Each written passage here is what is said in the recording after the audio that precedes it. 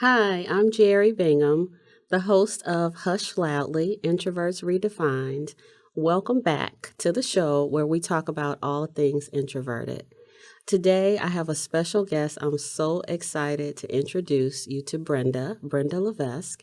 She'll tell you a little bit more about herself, but I was just drawn to her brand, her style, her platform.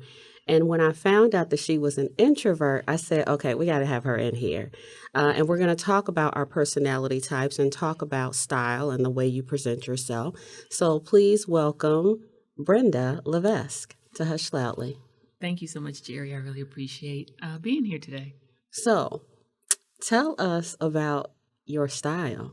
Tell us about your brand first. Okay, my brand. So, I refer to myself as the Chic City Girl. It has a couple of meanings, I guess. Chic is part of Chicago, and I'm from Chicago and I love my city.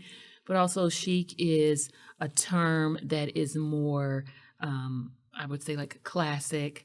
Versus something that's more like a trend oriented, more long term. And then just being a city girl, I'm again from Chicago. So I would say that my brand is just a person that is, I want to represent not only myself and my personal style, but I also want to be an example to other women of a particular age that aren't necessarily represented in the broader social media space, really to let other women know that if I can do this, you can do this. And that's really what it's all about for me. It's just being an example and hopefully being an inspiration to other women.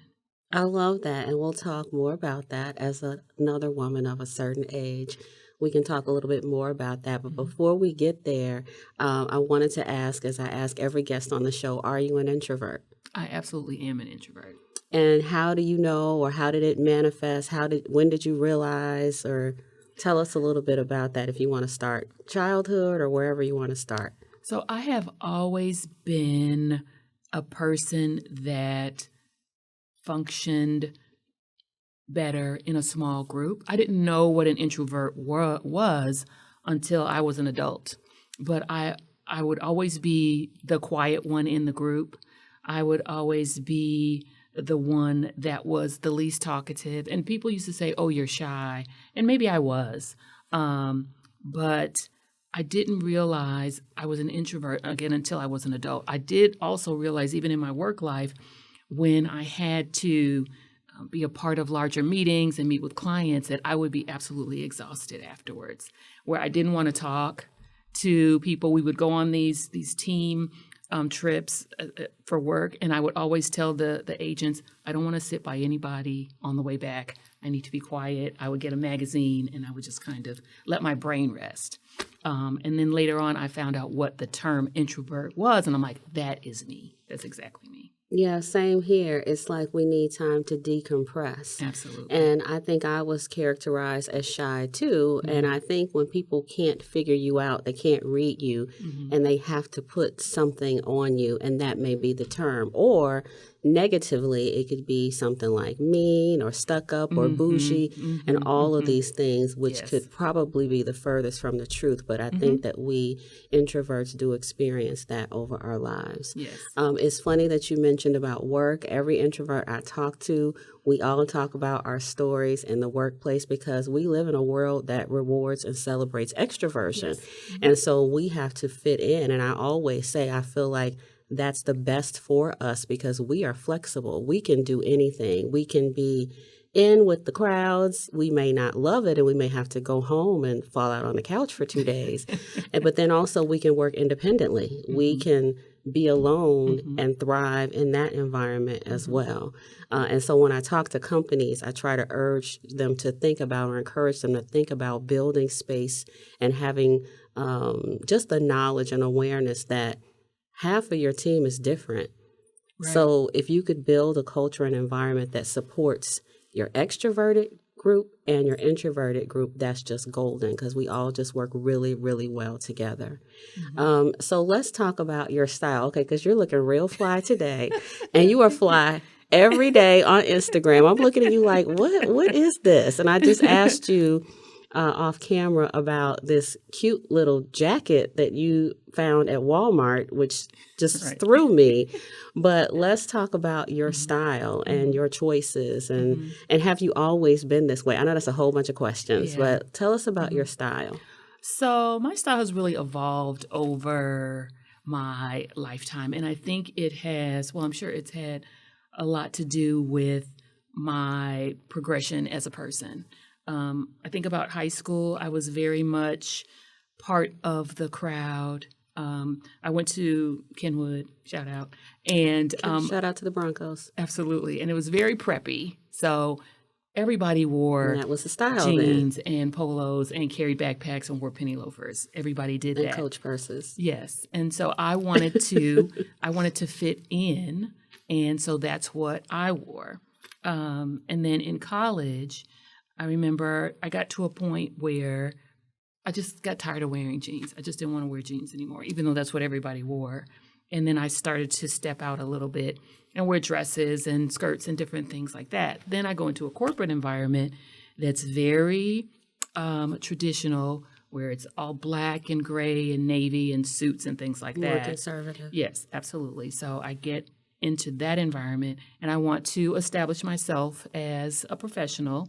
And so I am following that protocol. But then I got to a point and I remember seeing a woman, a black woman, leading a meeting, and she wore fuchsia and bright colors and she was incredibly smart. And I'm like, wow, that's awesome. I can be like that I love also. that. Mhm. And that opened up my mind to, even in this environment, I can still express myself. And so I started wearing more color, even though I was still wearing suits because I still respected the work environment and all those things, but I started to express myself more with color. And it's just continued to evolve where, especially I think with the pandemic and being at home and then being on social media and participating in different challenges, then it really, really broadened my scope and what do I really like and how do I put things together in a different way and just to really have fun with it, which also built my own confidence. And so we have what we have here today. Do you have a name for your style? Is that something? I don't. And I often ask this question when I talk to people about their style. And I always ask them to describe it rather than define it because I don't want to put it in a box. Like there's certain styles like boho and classic and things like that. Yes. And I think that I have a lot of touches of a lot of them. I just like to wear color. I like to wear print. I like to wear accessories and I like to dress in a unique way. So I don't know that that necessarily fits in a particular category because I can go classic one day. I also love an all black outfit. It's very sleek and sophisticated. So I can really touch a lot of the traditional type of style definitions, but I don't have one for myself because it really depends on how I feel at a particular time, where I'm going, the weather. It's a lot of different things that play into how I get dressed. We certainly have to think about that in Chicago, don't Absolutely. we? Absolutely. We had kind of talked previously about, I was saying thank you because I noticed that your size inclusive. So they're the things that you are showcasing, I see I can get in my size. And then also I see, there's a level of sophistication where I feel like you are definitely speaking to someone my age. And so is that intentional? I assume that is. If you can talk a little bit more about being inclusive. Yeah, it absolutely is on purpose because I feel like the fashion industry in general focuses on a certain demographic that I am not necessarily a part of. And everyone wants to be represented or see themselves. That's really important. And so part of the reason why I got on social media, I was on social media more as an observer, more as one that's just looking at images and enjoying it for myself. But then I realized that there were not a lot of people that looked like me. And I wanted to show other people that, hey, you can do this. It's not that hard. It's for everybody. And so that's a lot of why I do what I do. Because again, being an introvert, I'm happy with being in the background and just looking and enjoying everybody else's style and how they're putting themselves out there. But for me, it was definitely a conscious decision so that people that look like me or even that don't but they see that I'm someone different and I'm doing this, and so they can do that as well. And that's what we're all talking about, diversity, right? And differences and inclusion, inclusivity. Absolutely. I wanted to ask about the patterns. So I see how you talk about it, but I even see it today. How do you know that this works? I'm probably not articulating it right. It looks amazing. It works, all of it.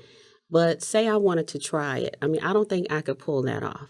It's like, do you have any advice on that? And then also I want to know, with my platform, I hear from people who tell me, after they saw or heard my podcast, it helped them in some way. So I'd like to know, are you hearing from your followers, and what are they what are they saying? So that's two things. How do if I want to dress like you, use different patterns, how do you figure out that it looks right or it looks wrong? And then have you heard from your followers? So I get that question a lot. How do you mix prints and patterns? And I will say before COVID, I don't think I did it as much. Okay. There were challenges, print mixing challenges, and that really opened my eyes to it. And I remember there was one where you were supposed to wear all animal print. I'm like, how do you wear all animal print? I can wear like one, but I took the challenge, and then I started to say, oh, this is fun. Oh, well, let me try this, and just continue to step out more. So when people ask me, okay, I don't understand, how do I mix prints? I tell people usually pick a color that's consistent among the prints. So there's black in all of these. My belt, the jacket, the blouse, they all have black. Yeah. And I also tell people, if you want to start with something really easy, just choose black and white, because black and white is always going to go together. So if you have black and white polka dots and black and white stripes, you got it. So I usually tell people to either start with a really easy color palette like black and white, or to pick a common color amongst the prints. So that's usually what I tell people. And so you can put on a black and white polka dot turtleneck and then maybe put a black and white striped blazer over it. I have done it. And maybe just some solid black pants. Yeah, and that's something else. So thanks for mentioning that. I tell people, if you don't have to wear head to toe print. Right, because that might be a mess. It could be. So just try two. Just try two. You don't have to do 3 or 4. Just try 2. And then like I have on today, I have on solid bottoms. So that's an easier way to kind of dip your toe. I even see your socks are fly. Okay, so our viewers can't see this, but so from head to toe, trust me, she's fly all the way down. And then what about your followers? What are you hearing from them?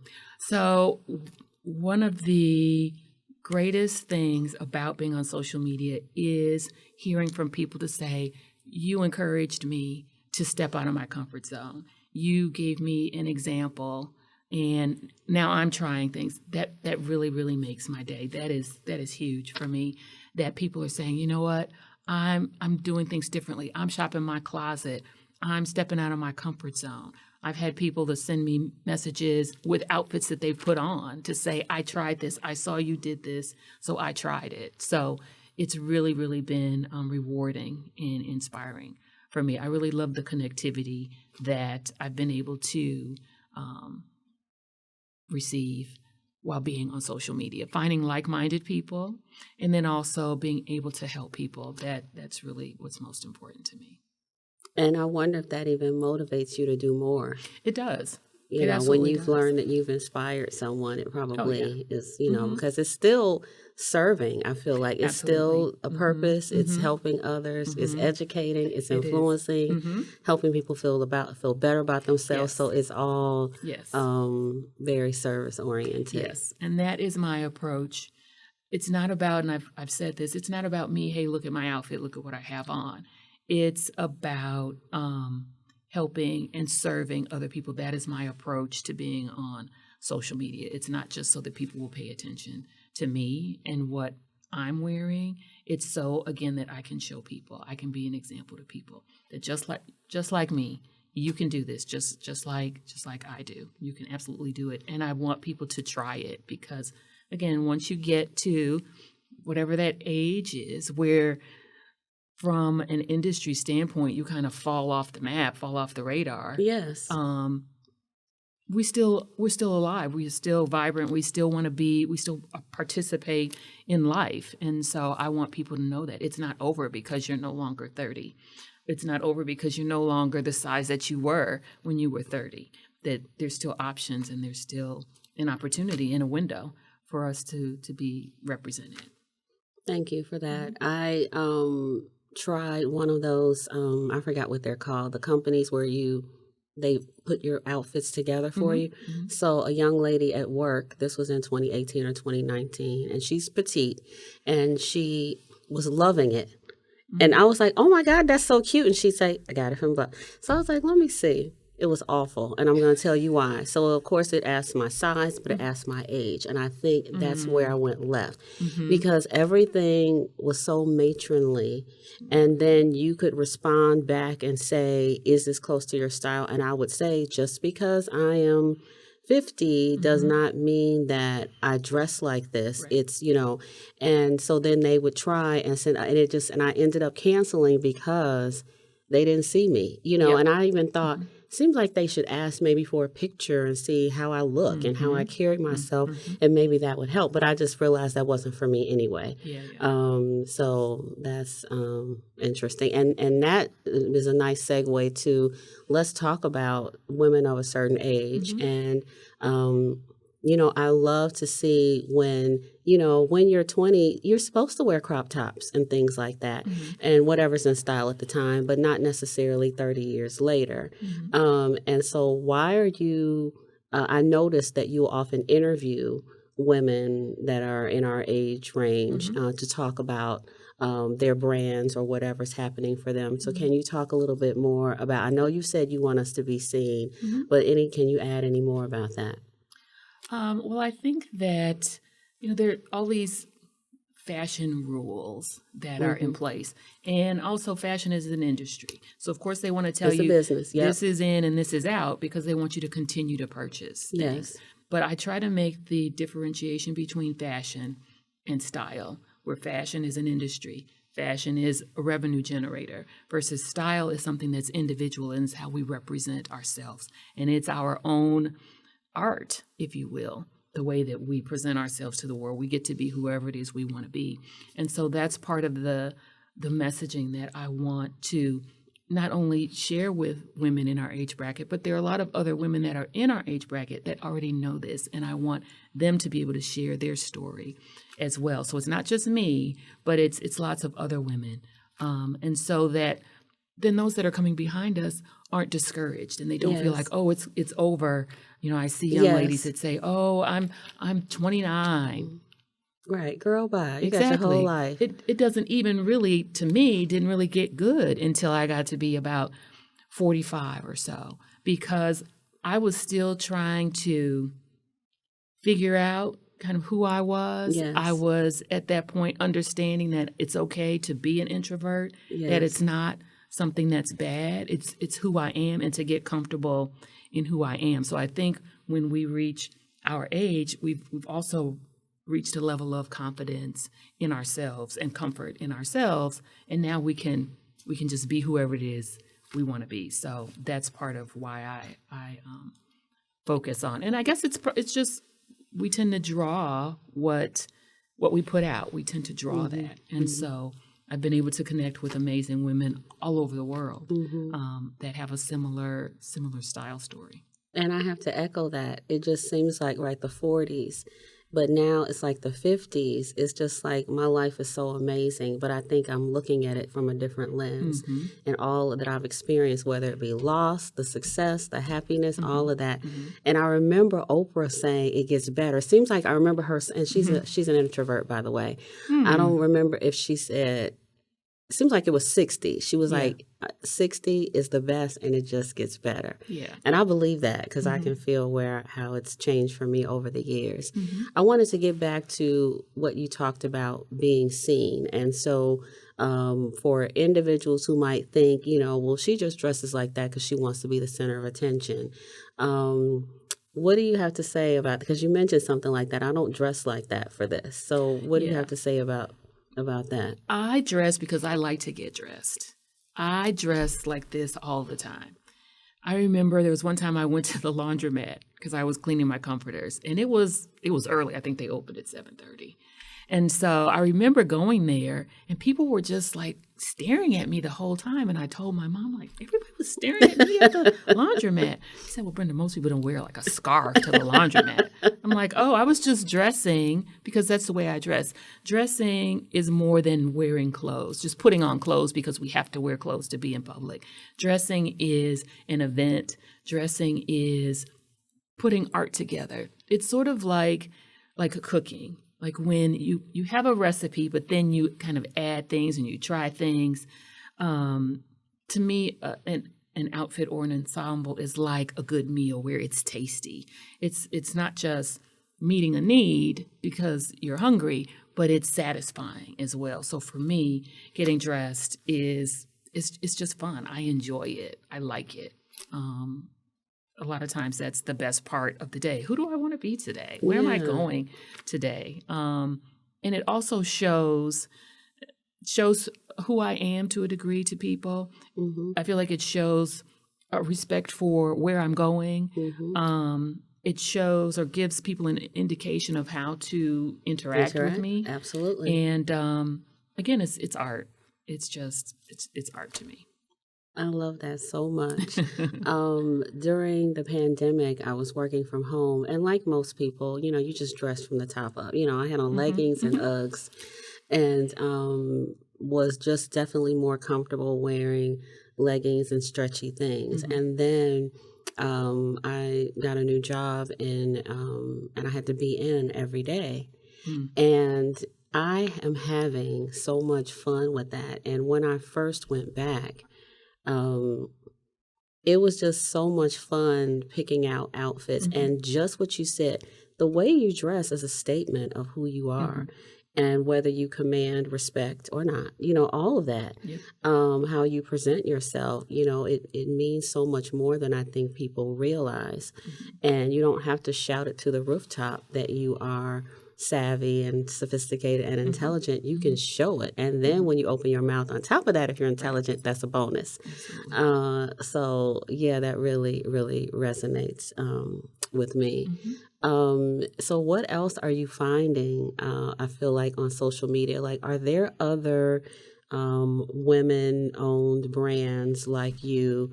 Like, is there anyone else sort of in this niche like you are? Mm-hmm. Oh, yeah. Okay. Oh, there are lots of women because, again, I think we attract what we put out. And so as I started to kind of show myself more, then I would meet other women that were like me, especially through the challenges. That helped a lot. And then I think to a degree, I mean, the algorithm, it sees what you like and continues to show you more of that. Yes. And so there's a whole wide range of women that I follow and have interacted with on social media. There's actually a group of us. We call ourselves the Quad Squad. Okay. And they're all in California. And outside of social media, the likelihood of me meeting them would be almost zero. But we really connected initially on fashion, and then we were communicating, and then we started like getting on Zoom calls and things like that. And so I actually did take a trip last year to California to actually meet them because it's turned into much more than just sharing outfits. It's really turned a community into and probably absolutely. A friendship. Yes, it absolutely is a friendship. We were on Zoom calls literally 4 and 5 hours at a time. Yes. So it has really grown into a lot more. Okay. Mm-hmm. I wanted to ask what your closet looks like. Is it massive? Did you have to make a bedroom into a closet, which I know people do. So what is your closet looking like? And is it looking like, so I have a girlfriend whose closet looks like a retail. It looks like a store, you know, and everything is folded perfectly. And she actually comes to my house a couple times a year and makes my closet like that. Once I woke up and got my closet redone, life changing, no joke, life changing, because you can see what you have. Right. That is probably the biggest issue that I had. I had so much stuff, but it's all packed in there. But now I can see everything I have, and I can explore my own store. Right. But what is your closet looking like? So I do have a den that's been converted. Okay, how did I to guess a that? closet. Well, I used to have a really huge walk-in closet. I had a much larger space and I had to downsize. And so I was able to convert a den, like I said, into a closet. I do organize my clothes by type and then by color. So it's sort of like a store. So I have all my blazers together, all my pants together, and then I arrange it from light to dark. And part So of your blazers are light to dark, your pants, okay, Yes, okay. everything is organized. Part of that was because before I did that, I spent a lot of time looking for things Yes. and couldn't find things and missed many a train because I was looking for that one particular item and I didn't know where it was. So now if I know I want a blue blazer, I go to my blazers and I go here and that's where it is. So it's efficient and it saves time, but then it also allows me to see what I have, and it's also arranged in a way similar to when you shop at a store. So it encourages you, I feel like, to want to shop your closet versus something that's a complete mess. Then why would you want to go in there? Why would you want to spend any time in there? So it's definitely arranged. I even have my accessories arranged, maybe not perfectly just because of the way that they're shaped and things like that. But I do have drawers where I have my accessories and I have my shoes and my boots and things like that, so that I can see what I have and so that I know if I'm looking for something where it is too. So it's function and then it's also aesthetics as well. And how important are accessories? Accessories are everything. Accessories are everything. And I really like accessories because they are a way to personalize and individualize your look without spending a lot of money necessarily. You can swap out accessories and totally change your look. And so in this day and age where a lot of us are shopping at a lot of the same places. Now, I'm a big thrifter, but if you're not, and then you're buying things from larger retailers, accessories are a way to take those basic pieces, if you will, and then to personalize it in a look that's your own by using your accessories. Yes. So I love accessories. And how often are you thrift shopping? I'm doing better. I don't do it as much as I used to. Thrifting is a whole nother thing. But Yes. I thrift more than I shop regular retail. Okay. And I would say that 80% of what I buy is secondhand. Really? Yeah. And you have your spots, obviously, where Yes. you go. And okay. Yeah, I do. But I try to be open because you never know what you're going to find. That's the thing Yeah. about thrifting, is that you never know what you're going to find. So I have places that I like to frequent, but then also if I'm in a place that I've not been to before, I will Google and say, find a thrift store near me. And I will check that out because you just never know what you might find on a given day. So yeah, I thrift everywhere. I thrift I often. love this. This is so cool. Would you happen to have a style icon? Is there anyone back in the day or now that you? I have several. So Diana Ross is definitely one. Yes. Her style is just so incredible, so amazing. She's definitely one. I like Solange Knowles a lot. I like her because, she's Beyonce's sister, but she has her own style that's separate and apart from that, which I really like. I really like Iris Apfel. She is, she's a style icon, but she's actually someone that has been in the design business for many, many years. She's now 101 years old, and she still works. She has an agency. She does modeling. She's had her clothes have been an exhibit at the Metropolitan Museum of Art. So she is huge, and she is someone that really inspired me to continue to step out and be bold no matter what your age, because I first found her when she was 84, and her style is absolutely just unmatched. Wow. Incredible. Well, So, thank you so much. It's time for us to wrap up. We could Oh, talk all day. absolutely good. Tell us how people can find you. If people want to follow you, how can people find you? Okay, well, thank you. So I'm on Instagram and TikTok at the Chic City Girl for both of those, and that's where I am close to every day, at least a few times a week. And for those who are going to check it out, she won't disappoint. So thank you so much for being a guest, fellow introvert. We look forward to following you and supporting everything that you do. Well, thank you so much for having me. I really appreciate it.